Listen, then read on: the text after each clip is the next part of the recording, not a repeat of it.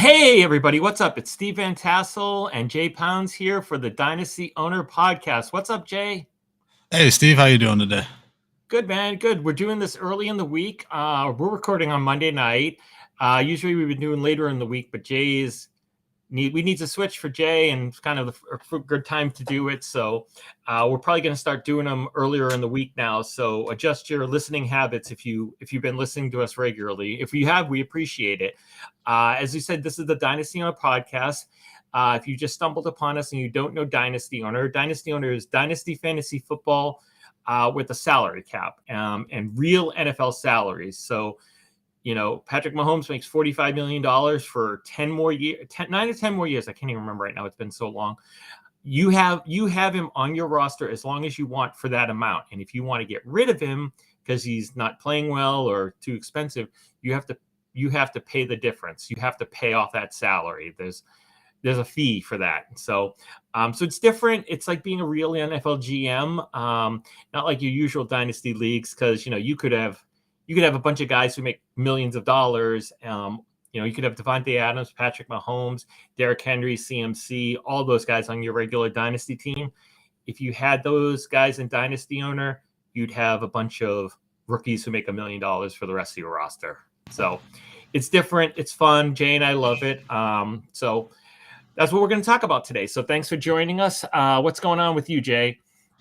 Oh, not much. Another day and another summer day in Ohio. Just staying busy. I did put in a bunch of free agent bids today, so we'll see those tomorrow. Hopefully they go through. I've been slacking on that a little bit, but I'm back into gear now. I'm ready to do some drafting and get ready for the 2022 season. Okay, actually, that reminds me. We got to do the we got to figure out a league and join and get our $10 off. We probably should just kind of randomly pick a time and then kind of join that one. About that. We got to do that because just so you know, in case you don't know, Dynasty Owner, if you're a member, if you've already on the Dynasty Owner site or you get emails from us, there's a promotion for $10 off if you buy a team now in the month of June. So you've only got a couple more days. You don't have to draft in June, but you just have to buy the team and pick a league. So Jay and I are going to start to try to organize a league. I think a bunch of people want to do it. But actually, if you want to join the league and you're listening to us and you want to be part of like a Jay and I kind of podcast league, our podcast league, hit me up on Twitter. It's SteveVT33, or hit Jay up because he's organizing it. Probably better to do him. Yeah, just shoot me a message. It's at JPoundsNFL. It's JAY, not just the letter J. If you want to join, like Steve said, feel free, and we'll get you in and make you a part of it. Yeah, and we'll pick a time for it. We all can do it. And if you join this one now in June, you get $10 off. So even better. So what are we gonna play for? We're gonna do it. So there's 3 types of Dynasty Owner leagues. It's for the love of the game, which is no cash. You have to pay for the league, but then there's a $50 cash buy-in league, and then there's $100 cash buy-in leagues. What are we gonna do? Have we decided, or? I figured it'd probably just be a $50 league right in the middle and make it easy for everybody. Okay, that's fine with me. We'll do that. I'm up for another. That's what our writers league is the $50. So, yeah. All right, another $50 down the toilet, right? We'll see. Yeah, hopefully, one of us will get lucky and win one of them.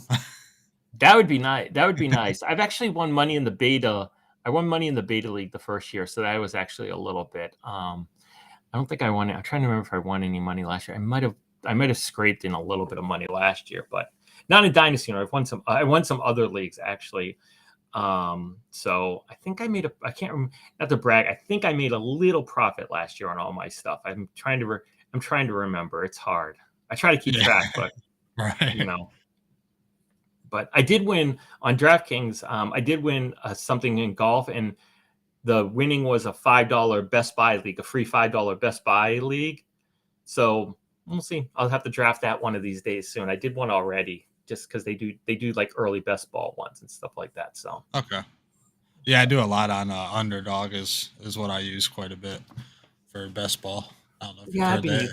Just an app on your phone, but it's pretty fun. It helps a little bit. It doesn't really help you a whole lot towards Dynasty Owner, but it does get you kind of familiar with the rookies and where they're going and things like that. Yeah, best ball is so much different. We should one of these days we'll talk about that. I think dynasty or format would be good for best ball actually, if you think about it, because you know you would draft your team under the salary cap and then just kind of roll it the whole year. You couldn't make pickups or anything like that, so you just have to kind of see, because it would be it'd be very restrictive, because because of the salary cap at the end of the draft, you wouldn't be you'd be either taking flyers on real cheap guys, or you'd be saving some cash and taking flyers on expensive guys that maybe you'll hit. So I think it's interesting. That would be a nice little add-on to dynasty owner, kind of, as we get they get everything solidified. Maybe add that on in the future. Yeah, I'm going to put that on the list for Tim. I'm sure he does. I'm sure he put it on his punch board thing. So yeah, I'm sure he'll be happy about that. So, but I think it would be, I was thinking about this the other day when he was talking on the live stream about some people talking about like vampire leagues and kind of some other stuff. And I was like, this would actually be a good format for best ball. Yeah. It would be fun. Because you can pick, if you want three or four quarterbacks, you spend up and grab those guys, but then you got to be cheap everywhere else. And so it would be, I think it would be interesting. So I don't know how to program. Now the problem is you got to program that and stuff like that. That's probably the impossible part of that. But yeah, I'm sure they can figure it out. I'm sure they can. The hard part would be like, what happens if like a salary change and then it bumped you over the cap? What would you do? I guess you'd probably just have to be like lock it in right when you draft. Yeah, when you draft, you lock it in. So if Mike Gesicki gets that, he has that franchise tag right now. Like when Njoku got his contract, if you had him at the 1 year cost and you already got him, he's locked. You got him at that. He's good. You don't have to worry. So very cool. All right. Well, that was a tangent. We weren't going to talk about that today, but we were going to talk. Last week when we did this, we were going to talk. We talked about your trade offers that I had and how I was going to go about doing it. I took your advice, and that was it was where I was leaning, but it was good to hear you say the same thing. I got the Chris Godwin deal. So I got Chris Godwin for James Conner and Tim Patrick. I like it. So I liked it too. I just had a lot of offers, and so it was kind of hard to wade through. And I just thought I'd pick your brain on that, since it was good. It was fun to talk about it, and always good to get somebody's opinion. But I like that trade the best, because I thought giving up Akers, I wanted to get rid of Patrick. I didn't want to get rid of Patrick, but if I was going to move a wide receiver to get Godwin, he was the guy I wanted to move. Yeah, because of the salary and stuff. And then I didn't want to give up Akers. I really didn't want to give up Gibson. And so I just thought those were too much. I would have needed something in return for them. And then I like Connor, and I actually really like Connor a lot. But that's what he wanted, and I kind of wanted Godwin. So we'll see what happens. If James Conner finishes like as the running back 8 this year or something like that, I'm going to be regretting that move left. But unless Godwin comes and finishes as like wide receiver 5, then I'll be happy. Yeah, I seen something that said he may be ready week 1. So you should have him, I'd say, by week 3, probably at the latest. I'm thinking, just he's young. James Conner's up there in age for a running back. 27 is not old, but it's old for a running back. Let's be honest. Especially the way the league's going nowadays, it just seems like, anybody once they hit 26, 27, it's time to move on from them. I feel like. Yeah, no, you're right. I just felt like he was so. I just feel like he's in such a good situation. Yeah. There's really nobody behind him in Arizona, and that's kind of what I liked about him, because I did a comparison a while ago when I was trying to do like guys with similar contracts, and I did him and Fournette. Because they signed identical deals, 3 years, $7 million. And like, who would you rather have? And that's because a lot of times, especially in Dynasty owner, people will be like, oh, well, I'd rather take him because he's $1 million less than so-and-so. That's how the kind of differentiator. But, for Connor and Fournette, if you were in a draft spot and you needed a running back and those guys were available, there's no difference. They make the same. It's the exact same. It's like, then you have to kind of put who do I think is going to be better? And I picked Connor personally out of that just because I think his situation is better.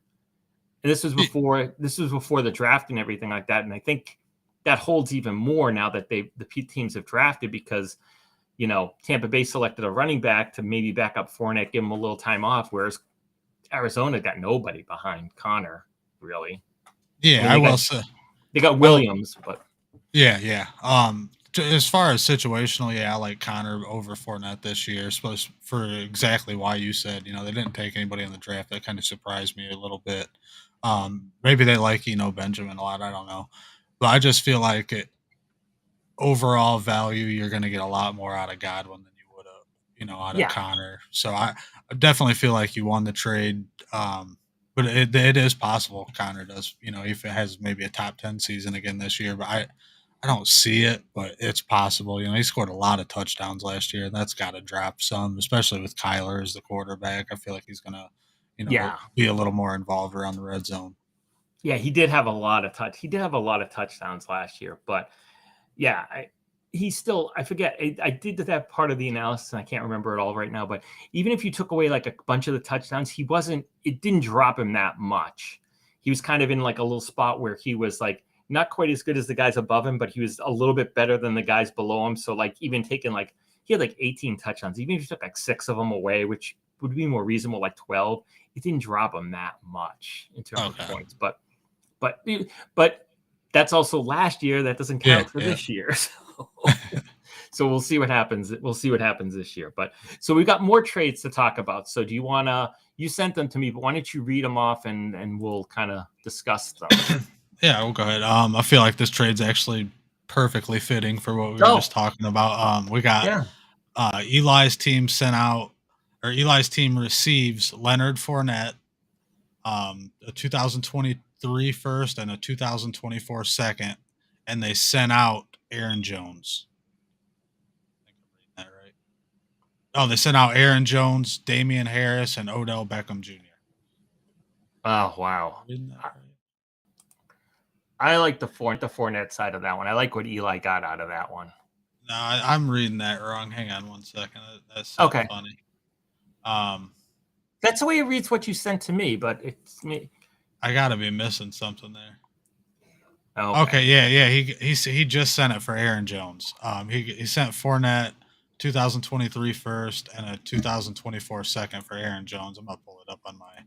I'm in the league where he sent these trades. So wait a minute, he got Fournette and 2 draft picks, and he traded away Aaron Jones. Yeah, I'm gonna double check that right now. I'm going on the that sounds impossible. That sounds impossible. That's a ridiculous deal because he gets a cheaper running back and 2 picks. Yep, I'm looking at it right now. That's he sent out he receives Fournette a first and a second, and he sent out Aaron Jones. Yep. I have no comment on that. That's that's a steal. How did he do that?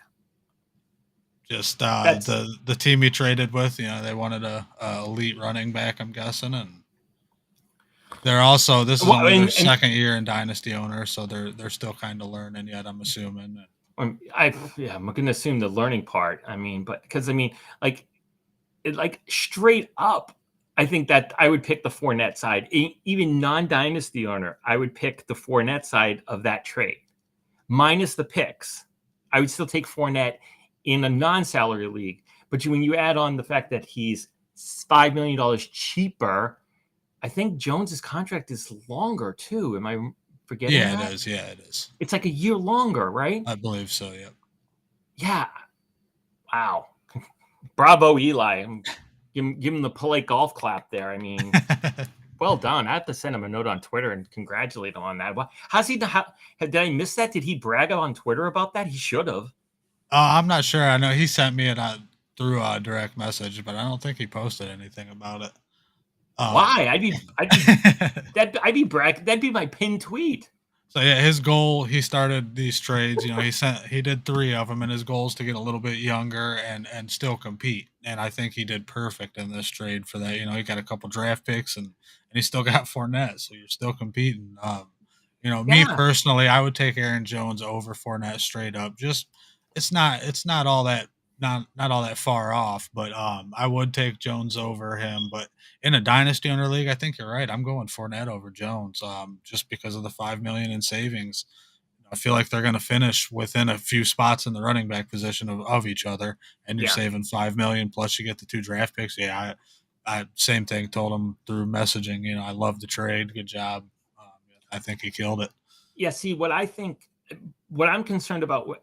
I don't see Rashad White taking over for Fournette, maybe in like a year or two or something. But I could see A.J. Dillon taking over for Aaron Jones this year.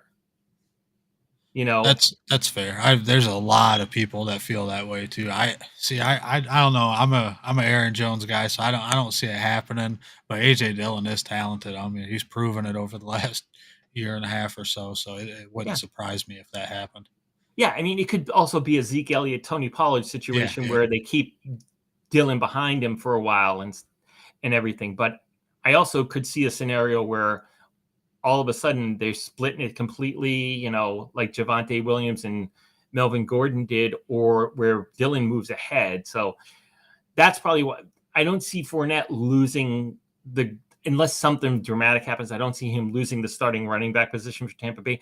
I could see Jones losing it. So I think that's why I like Fournette better on that deal. So, and another point to that is when Aaron Rodgers' contract kicks in, that's going to put Green Bay in a lot worse of a cap position than they are. So it's entirely possible Aaron Jones gets cut in a year or two. You know what I mean? It's just to save money. Even after Devontae Adams got sent away, they're still tight against the cap, and they still have some defensive players, I'm pretty sure, to re-sign.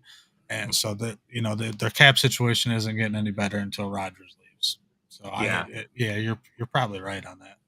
But then the other side of it, and we don't know because we've talked to Eli, but we don't know the other person in the deal. But maybe the other person's counting on Aaron Jones kind of getting cut.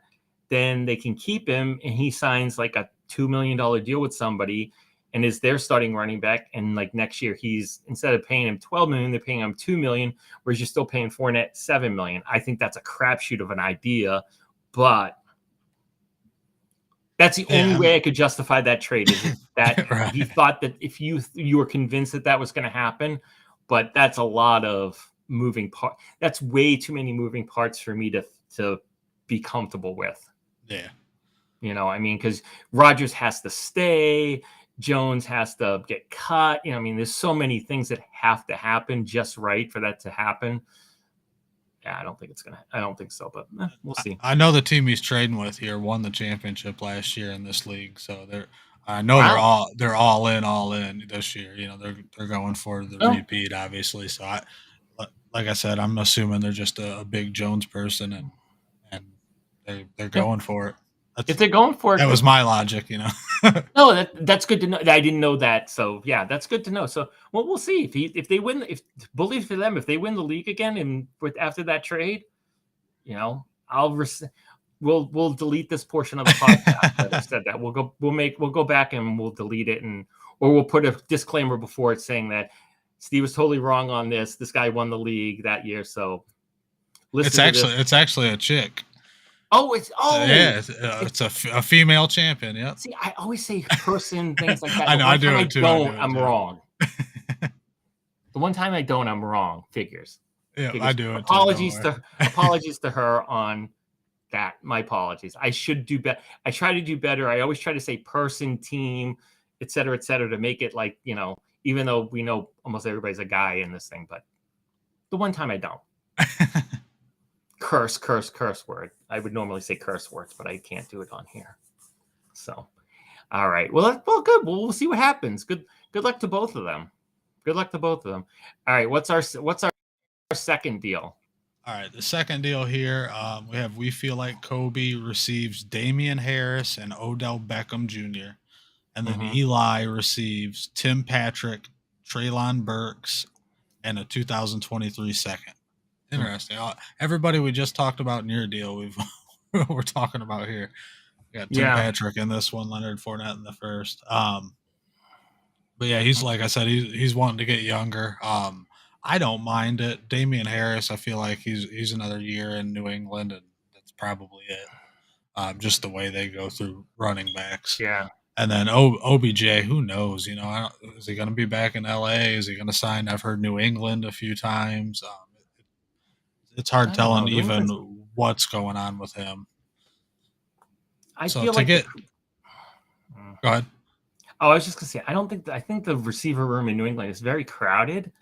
I really don't know where like OBJ fits in, especially because it's not like he's going to go through training camp. And, Belichick's offenses are not like, pick. It's not like, drop and pick, run the slant route and stuff like they're hard. I mean, lots of guys have come in, veterans, and not done anything. Randy Moss is the exception. I think more of like Chad Ochocinco, who was a Patriot for a while. Yeah. And never did anything for the Patriots because it didn't work. Yeah. He was on the team a whole year, didn't work. There's a ton of other guys who come in and can't figure it out, and they kind of just leave. A little off topic, or who did they promote to offensive coordinator hire? Have they not announced it yet? Okay, I didn't think so. I knew I hadn't heard, but no. The rumor is, I don't know if it's been officially announced or anything, but it's kind of going to be Matt Patricia, who used to be the defensive coordinator and was the Lions head coach. He's moving to the offensive side of the ball. Him and like Joe Judge, who was Joe Judge is supposedly an offensive assistant, and Patricia's moving to the offensive side of the ball. So the theory is that one of them's going to be it, but not really have the title, which is weird. I don't know why they do it. They don't technically have a defensive coordinator either. It's Belichick's son, Steve, who calls the signals and does everything, but he doesn't have the title. He's like the safeties coach or something. So they don't. And it was Gerard Mayo last year was like the linebackers coach or inside linebacker. He's one of the linebackers coaches. I forget. And I think he was also kind of helping scheme everything and but he wasn't technically the defensive coordinator. So it's kind of like, I don't know. Interesting. It's kind of weird. Yeah, it's kind of weirdness. But yeah, because I mean, they haven't had to figure that out in a long time because McDaniels has been there so long. But it might be Patricia like making the calls. It might be a wait and see type of thing. Who knows? So Belichick, we trust, right? Yeah, exactly. exactly. That was a roundabout way of saying nobody, unless I'm Bill Belichick, nobody knows that answer. Yeah. Joe Judge and Patricia may know the answer, but those are about the only other two dudes who might. Because, yeah, Belichick, what are you going to do? Right. But in terms of this deal, I don't know how I feel about this deal. I mean, I don't know how I feel about this deal. In a way, I like the Harris side. I guess for this year, I think that's the better move because I mean, and I'm assuming this trade was made before kind of the news about Burks maybe kind of not fitting into Tennessee and everything. It was made on June 18th. I'm not sure if that's before or after might be right about the time of that. I can't remember the date of that, but I don't know. I don't know how I feel about that deal. I mean, I like Damian Harris, but then you don't know what's going to happen next year with him. So you kind of, it's almost a rental this year because you just don't know. I mean, I think it's a 1-year rental in OBJ. I wouldn't even count on for this year. So, but the team, Eli took a lot of salary on in that deal, though. He took like $15 million of salary on in that deal. Yeah, I didn't realize that Tim Patrick is. I forgot about his contract extension. So he's what, 10? 11.3. He's $34 million over 3 years. I mean, for a guy, I mean, I know Wilson. I know everybody's optimistic about that offense with Wilson and stuff like that, but you don't know who is going to end up being Wilson's favorite guy. I mean, is it going to be Cortland Sutton? Is it going to be Patrick? Is it going to be Jerry Jeudy? Yeah. I have a feeling it's going to be Cortland Sutton, but we'll see. I hope it's Jerry Jeudy, but I feel like it's going to be Cortland Sutton. But yeah, I don't like necessarily. I wouldn't roster Tim Patrick at that salary. I haven't looked to see if he dropped him or anything, or I haven't even asked him if he was going to keep him or not. I know he was just more concerned with getting a potential, elite receiver in Burks if he pans out, and then the second round pick in 2023. Okay. Like I said, he wants to compete this year, but he also wants to get younger and things like that. So as far as the 1-year rental and Damian Harris and who knows with OBJ, he wanted to get the more potential out of Burks is what I got out of it. Okay. I mean, if it's not, maybe he had to take Patrick to get Burks.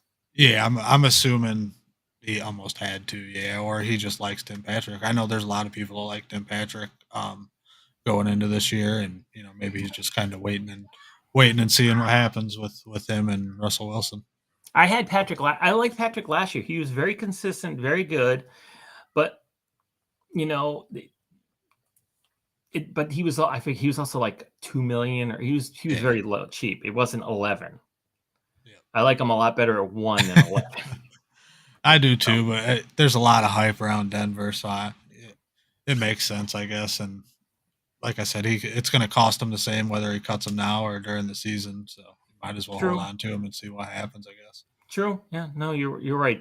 And that's if you're new listening to this, that's many of the differences in Dynasty owners. Stuff like this, we're talking like contracts and salaries and whether Tim Patrick's worth $11 million. And in a regular Dynasty league, you keep Tim Patrick, right? Yeah. I'd have him on my team, on any Dynasty team, because he's good. I mean, he's not like my best wide receiver, but if I start 3 wide receivers in a flex and, with bye weeks, he's going to play a couple of weeks at the injuries and stuff. He'd play a couple of weeks for me, Yeah, I actually have him in one league, and he's very serviceable for whenever you need him for the most part. He'll have his down weeks here and there, but for the most part, he's, like 10, 12 points every week, it seems like. Yeah. Yeah, but that's not worth, in Dynasty, that's not worth $11 million. Right. Yeah, that's eating a little too much of your cap up there. You want to kind of spend that $11 million on more of the elite guys, like a Michael Gallup. I'll gladly pay $11 million for Michael Gallup. He's in a high powered offense. He's the number 2 guy, and we've seen him put up 1,000-yard season before. Well, it's funny. I was listening to Fantasy Sports Radio to speak of Gallup, because this just reminded me of it. I was listening to Fantasy Sports Radio. I was driving yesterday, and I don't remember the show. I don't want to say the show, but anyways, they were doing an NFC East preview, and this guy was ripping Dallas. Like, he was saying how bad their offense is going to be this year. He didn't want Dak at all. And he's not talking like Dynasty where, Dak's $40 million and you could be thinking about it. He was like saying he didn't want Dak at all. He's like, CeeDee Lamb's a wide receiver 1, but who knows who the second wide receiver is going to be there. It could be Jalen Tolbert. And then they got nothing past that. And, he thinks Zeke is too old. And I was like, and then he kind of offhandedly said, oh, but they have Dalton Schultz too, but I don't like him that much. And I was like, really? I was like, I'm very bullish on this offense. I don't like Dallas, but I'm very bullish on this offense. Me too. And I like Dak Prescott. I don't like him for $40 million, but I like him. And I like Michael Gallup a lot. And I like Dalton Schultz a lot. So I was like, I kind of thought that was really odd. I don't know whether that's like a unique take for that analyst or whether it's kind of something that other people feel, but I thought that was just wildly off personally. Yeah, it's Gallup's one of the most underrated receivers in football, in my opinion. He kind of got buried a little bit with Cooper and Lamb there the last couple of years, but they paid him to be the number 2 guy. They gave him $55 million. He's not just going to go away. And a lot of people don't realize he has produced 1,000-yard receiving season in the NFL. He has that under his belt, so he can certainly do it again. He's young. Yeah, did he do that before they got Lamb? Was that the year before? I think, the year right before they got Lamb. Yep. Yeah. Oh, I know. He was the number 2 receiver behind Cooper, and then got bumped to 3 when they got Lamb, but now he's back up to 2. I agree. I think I was shocked when I was hearing this. I was like, the analyst never mentioned Michael Gallup's name, like he didn't exist on the team. That's wild. Yeah. And imagine the scenario where CeeDee Lamb isn't this dominant number 1 receiver. You know what I mean? And then that puts Michael Gallup in even more of a role. And who knows if CeeDee Lamb's good, but we haven't seen him without Amari Cooper. He's going to get doubled all the time now. So who knows if he's going to be this true dominant number 1 receiver, and if he's not, then they kind of have a 1A, 1B with Gallup and Lamb. Mm-hmm. Oh, I agree. I should try to find. I'm not sure how I could find this and have you listen to it, but I was kind of stunned. Yeah, I was kind of stunned because, the most disrespectful. I mean, and I'm not a Dallas fan. I don't really like Dallas that much. I mean, but I just was shocked. I was just like, this just goes against like everything I think and what I thought most people thought. Yeah. I didn't think that like my take on. I don't think our take on Michael Gallup really liking him a lot is like unique and like it's just like a vacuum of the two of us discussing this and feeding off of each other. I thought this was like something that like everybody believed, or almost everybody believed. I mean, you might think that a couple guys are better than him, and I might have a difference of opinion, but to like completely say that Dallas has no number 2 wide receiver, which is what he was saying, was like, to me, was like, did they trade Michael Gallup? Did something happen? Am I unaware of what happened here? Did I miss something this morning? He hasn't even played a snap on his new contract yet. I know. So that was crazy. I don't know how you could find it and record. I have to see if I can find it so you can listen to it, because I thought it was crazy, and maybe I missed something because when I got back in my car, I was out and I got back in my car, and then I heard him talking about this, and maybe I missed something before that, but I was stunned. So it was weird. Anyways, that's interesting. So that was a tangent, complete tangent, but hey. But yes, so I mean, Michael Gallup and Tim Patrick are the same cost and Dynasty owner, and I mean, you could go to this. I think the ownership percentages. I think Gallup's probably 95 to 100%, and Tim Patrick's in the 50s or 60s. Yeah, easily. Yeah, so I mean, that tells you kind of where people are, at least people on Dynasty owner are on this. So, all right. So, but I think us talking about Gallup shows how kind of like this deal overall. I was more excited to talk about Michael Gallup. All right. So all right. What else we got? We got one more. Yeah, the last one's a little small one. Brandon Beans got Jarrett Patterson, and Eli received Isaiah McKenzie. And I like this for him. I'm not so sure on Jarrett Patterson. I actually almost cut him in one of my free agent pickups today just because of the Brian Robinson pickup. They still have J.D. McKissick. They still have Antonio Gibson. So I don't think they would have drafted Brian Robinson if they really liked Jarrett Patterson. So I'm not sure that he even makes the team this season. So for him to get Isaiah McKenzie out of it, a potential starter in the Bills offense, I like it a lot. Yeah, I like Isaiah McKenzie, but I had Patterson in another league somewhere. I don't know, because they seem to have liked him last year. I remember I thought so talk too, about it, and they were talking, but then he didn't play very much because Gibson was hurt, but he played all year, and McKissick played all year, so there was never really a spot for Patterson to play. He didn't play that much just because of the health. Yeah. So and then just the addition of Brian Robinson, it just worries me about his future there. Well, yeah, because they drafted Robinson, they have capital in him, and Patterson they kind of picked up off the waiver wire. But Patterson was amazing in college. Yeah, he was fun. He was so fun to watch. He played for Buffalo. Yeah, scoring like 8 touchdowns a game with 500 yards or something. He was a lot of fun to watch. I was really hoping he'd stick somewhere in the NFL, and he still may. Yeah, he. I mean, I guess that maybe return. Does he return? I don't remember if he returned kicks for them. I think that was. I don't think so. I think Cam Smith returned kicks. They had Steven Smith returning kicks before the Commanders, football team, Redskins, whatever you want to call them. But then they got rid of him, and he's on Pittsburgh now, I think. He bumped around a little bit because I saw him live. I went to a Patriots-Redskins game. This was when they were the Redskins. And he ran a kickback, and he made everybody look silly. He juked around, and it was the only touchdown they scored all game.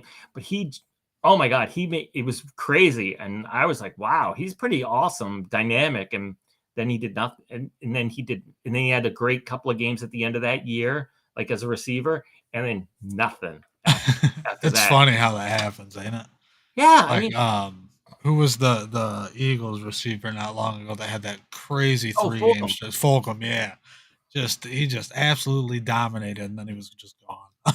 I'm like, yeah, he's on Denver. Crazy how that happens. He's like the 6th wide receiver on Denver right now, I think. Jesus, yeah, it's wild how they. I don't understand it. It's like, how can you be so dominant for even a few game stretch and then just not even be able to help out at all? Oh, it blows my mind. The biggest one of those ever is Jonas Gray. Do you remember Jonas Gray? The Patriots running back. Yeah, he won some guys the DraftKings millionaire because they played him when he was playing the Colts, and he's had like 200 yards and 3 touchdowns, and they just ran the ball down the Colts' throat all day. And then like 3 days later, he overslept and missed a meeting, and they benched him the next week. And he barely ever played again for the Patriots. And it's just like, how do you go from like 200 yards and carrying the team on offense to being on the bench because you missed like one meeting? Like if Brady overslept and missed the meeting, Belichick ain't benching him for like a game. He'd probably be like, okay, Tom, have Giselle get a better alarm clock for you, So, but Jonas Gray, and then he went to Miami and he did nothing there. And I don't even know where he is right now. He's probably working some non-football job, honestly, unless he's in like the XFL or the CFL. He could be in the CFL.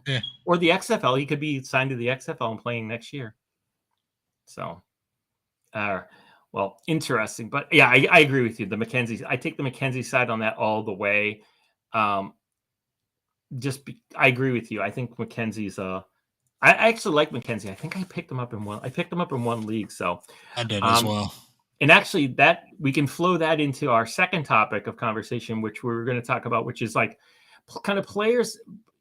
So in Dynasty, sometimes there's players who have very high salaries who are lower owned because of those high salaries. Like Kirk Cousins is the classic Dynasty owner example.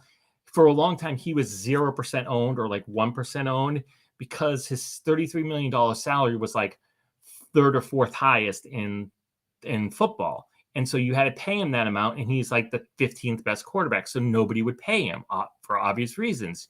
You take a bunch of cheaper guys. Now with other guys getting paid, suddenly his salary is a lot more, even though it's still $33 million, it's a lot more affordable with the salary cap going up for Dynasty owner.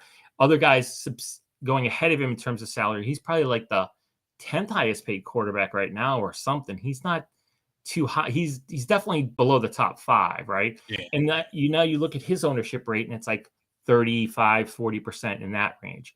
Not huge. In a regular Dynasty league, he's got to be 100% owned because he's a top 12 quarterback, right?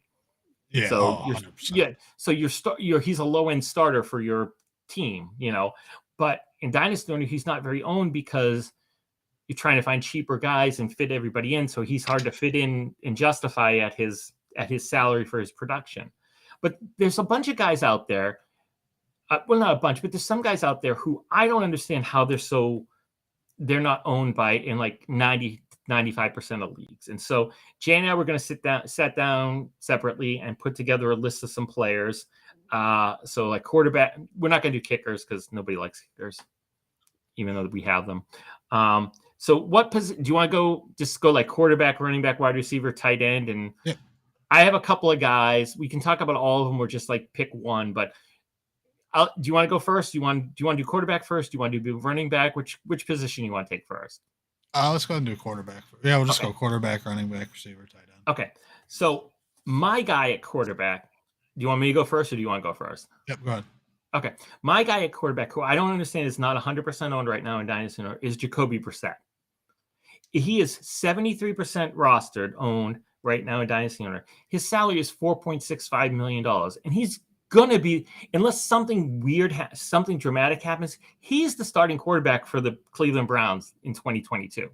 Yeah. He is. He's got to be. I doubt Baker's going to come back. It would take a dramatic return to fortune for that to happen. It would take like Roger Goodell, something happening to Roger Goodell and Rusty Hardin to suddenly become the NFL commissioner for Deshaun Watson not to be suspended for the entire year, as far as I can see the way things are going. And like in a quarter of Dynasty owner leagues, you could pick up Jacoby Brissett in his $4.65 million contract. Now, a lot of teams don't have that kind of salary cap room, which is why you always should have a little bit of salary cap room when you're playing Dynasty owner, just because to make moves like this. But yeah, if you have 4 Dynasty owner leagues, he's available in one of them on average, which I think is crazy. You're going to get a year-long starting quarterback out of him. He's going to – Deshaun Watson is not going to take a snap in 2022. It's just not going to happen. Yeah. So outside of, like you said, some miracle happening and Baker being the quarterback in Cleveland, it's Jacoby Brissett. There's just nobody else there unless you think Joshua Dobbs is going to magically become a good quarterback.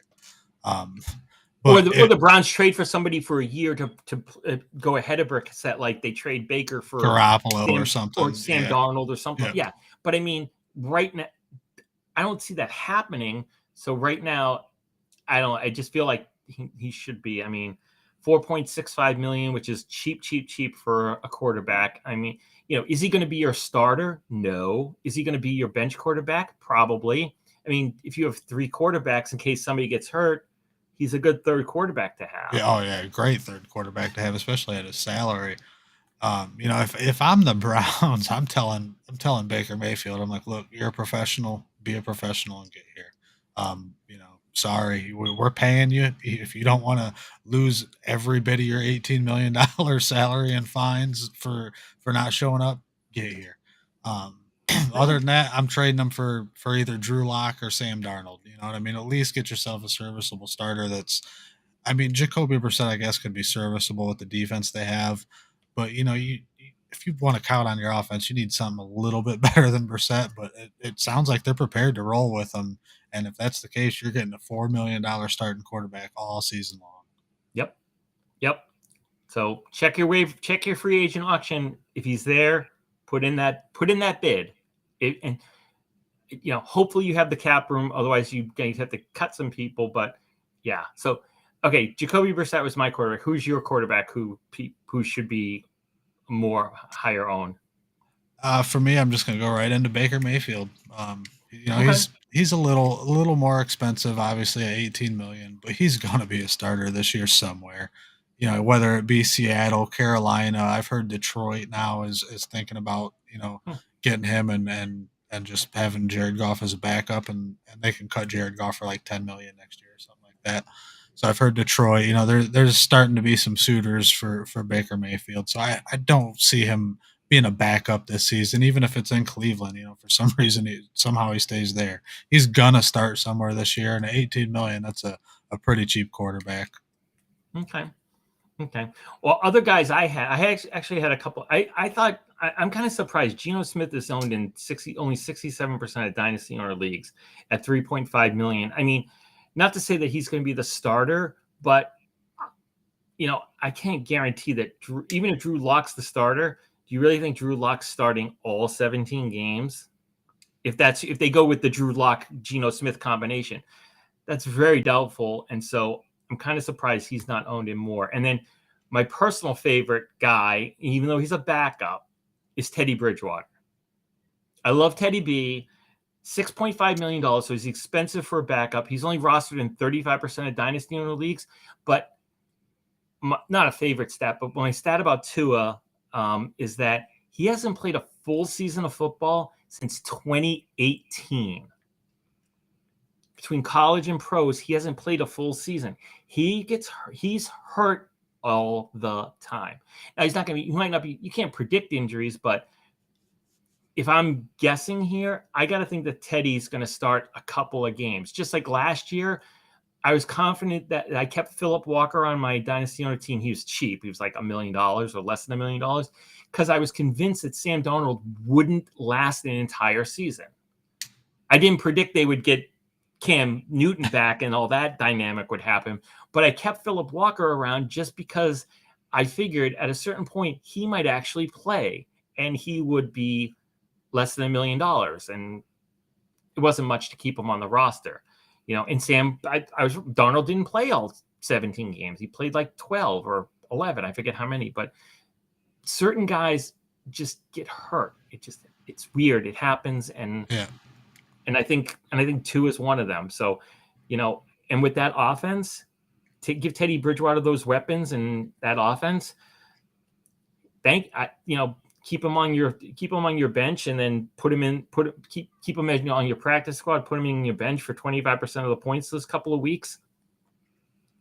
I mean, if I had Tua, I have him in a couple of leagues, and I don't have Tua. If you had Tua, I would go get Teddy Bridgewater personally. Yeah, that's fair.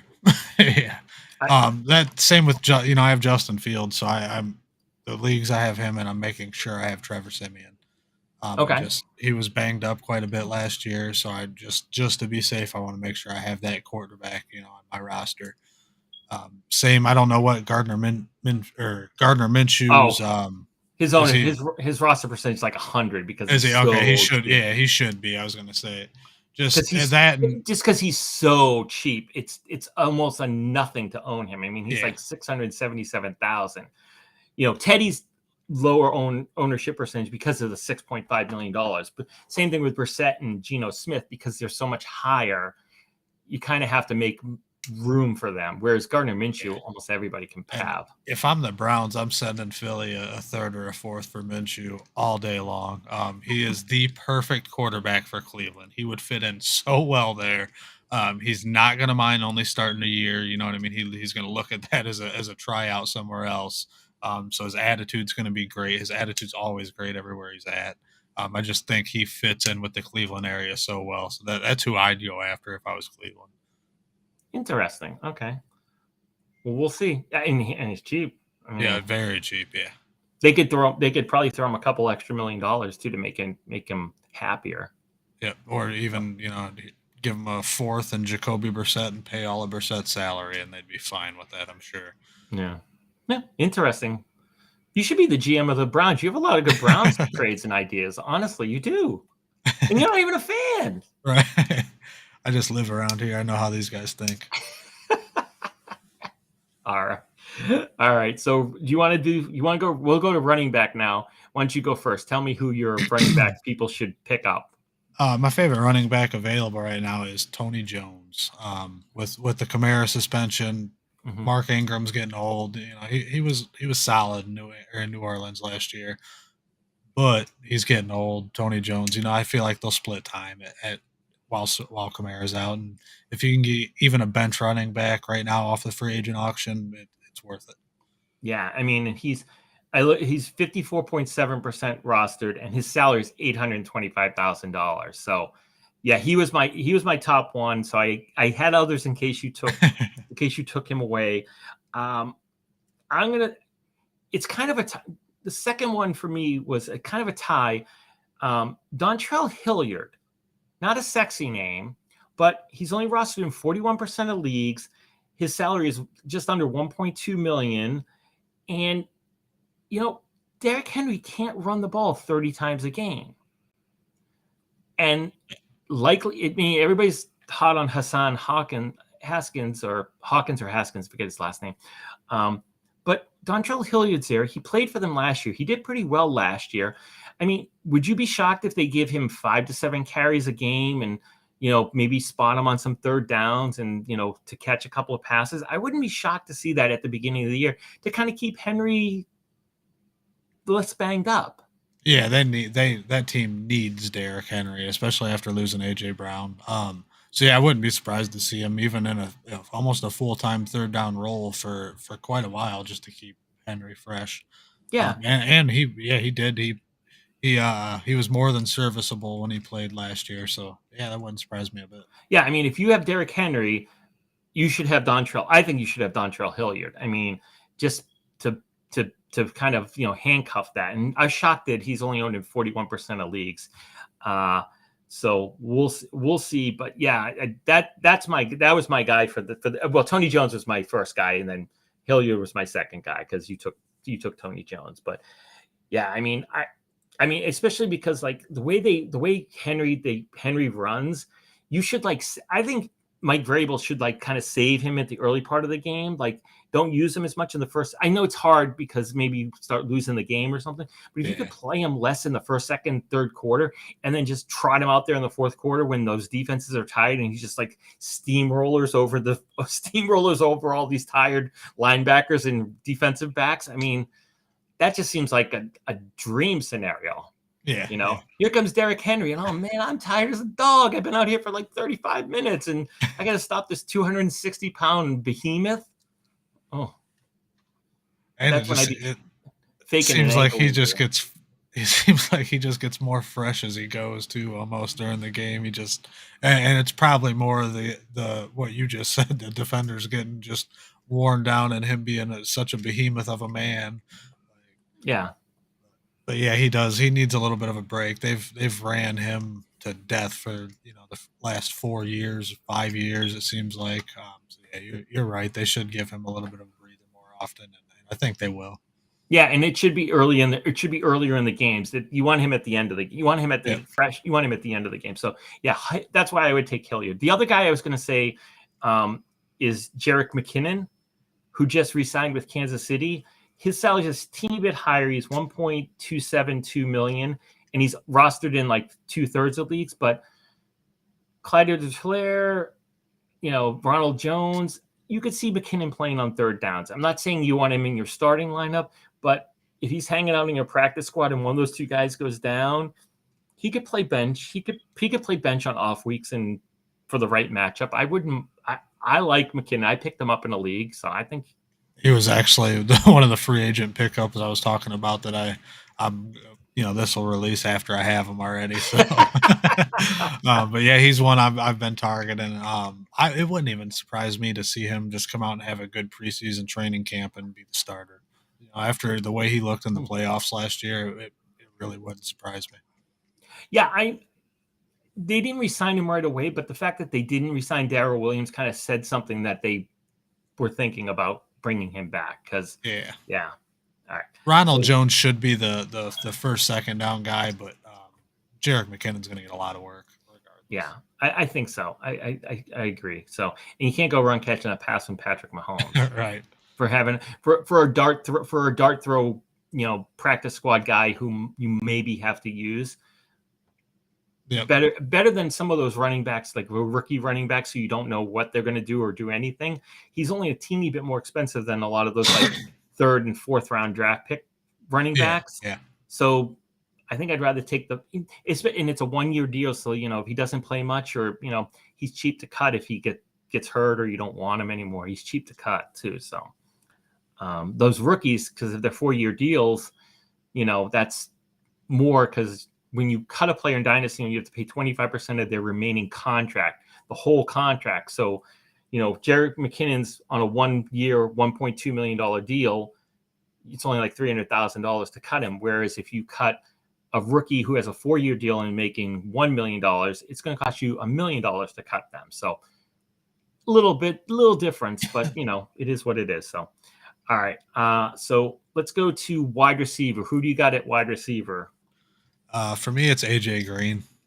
With DeAndre Hopkins suspended for 6 games, he's probably going to be the number one guy there. It might be Rondell Moore, but either way, both of those two are going to get a ton of work while Hopkins is out. So his price, what is he at? $3.5 million. Yeah. I have AJ Green rostered in a couple different leagues, and if he's available, I'm taking him. Yeah, he's available in like 26% of leagues. And actually, when the Hopkins suspension came down, I grabbed him in one league right away, just because I had the same thoughts as you. He was number one on my list. Number 2 on my list is. For me, it was either Zacchaeus or Kendrick Bourne were my next two. Oh no, Isaiah McKenzie. Oh, he's available in that many? Where is he? He's available in 41% of Dynasty owner leagues. Wow. Yes, exactly. I skipped over him. Exactly. Yeah. Yeah, he'd have definitely been my number 2. Yeah. 2.2 million.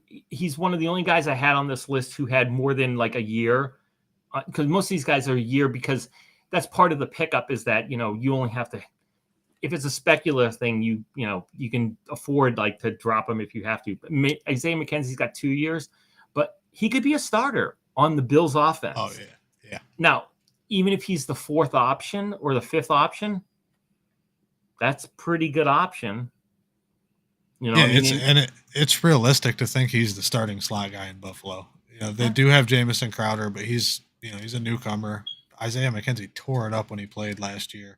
Yeah. It's definitely reasonable to think he's the starting slot guy. And with what Cole Beasley's done the last few years, he should be a excellent piece to have, especially at 2.2 million.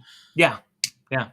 And he's available in 41% of Dynasty owner leagues as we're talking here on Monday night. So, yeah, I think I was surprised that he was available in that many leagues.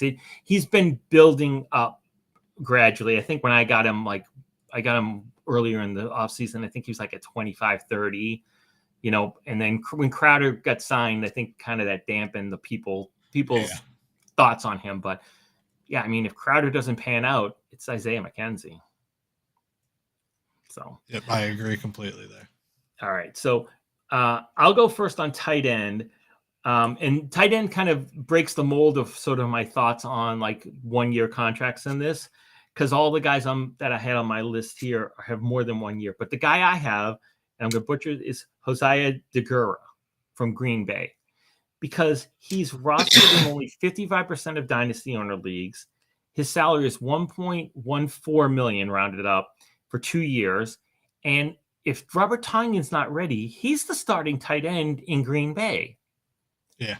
And, the rest of the Green Bay receivers, the wide receivers, nobody kind of, Devontae Adams isn't there anymore. I mean, Sammy Watkins and Alan Lazard are like the main receivers. Why is it not possible that they throw the ball to De Gura a lot? And Tonyan when he comes back, but Tanya is more expensive. But at the beginning of the year, who's to say that it's not going to be De Gura? I made a trade for him in a league a while back just because I think the potential's there. I mean, that potential could stop after week 4 if Tonyan comes back, or week 2 or something. But it's also possible that if Tonyan had a major injury, maybe he doesn't come back. Maybe he's not totally healthy. Maybe he can't play a full load. Maybe they play 2 tight ends because their wide receivers are terrible. I mean, you never know. So I like De Gura to pick up. I mean, it's cheap. It's not like it's not totally too expensive. All the guys I had were kind of in the same salary range, but De Gura I like best out of the kind of the 3 or 4 guys I looked at.